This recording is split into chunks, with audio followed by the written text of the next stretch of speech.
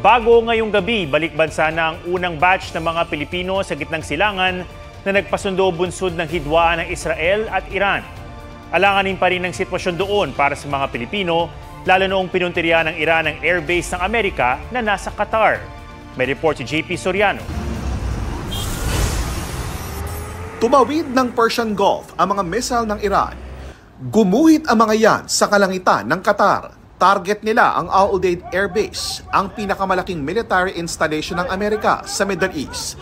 Ganti umano ito ng Iran matapos puntiryahin ang 3 nuclear sites nila ng airstrikes ng Amerika. Nakasalagman ng Qatar, may mga debris pa rin na tumama sa lupa. Kinondena ng Qatar ang ginawa ng Iran na nagdulot din ng takot sa mga nakasaksing Pilipino. Ako po, iba yan, ang dami. It's in our roof. Have you seen? This one, they will intercept. Oh, you see, intercept. They're intercepting. So you can see, this is our house. Siguro around 3, 4, 5 na explosion. So lumabas kami sa bahay. So paglabas nga namin ng bahay, nakita ko na nga yung mga rockets. Kala namin quitis lang. Ang caregiver na si Christine, halos 3 oras na nagtago sa basement kasama ang kanyang amo. Amo ko, yung madam, biglang bumaba. Sabi, magtago nga kami sa basement.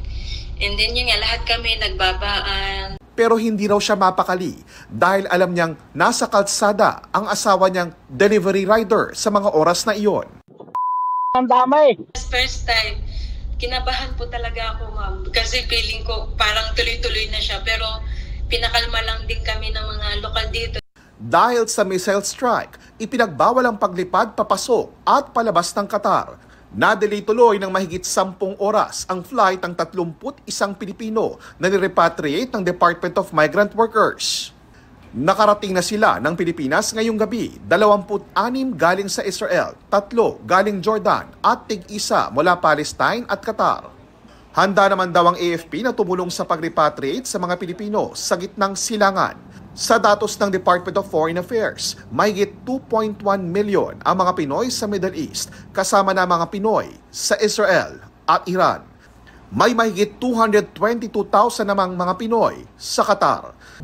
The Armed Forces of the Philippines is closely monitoring developments in the Middle East.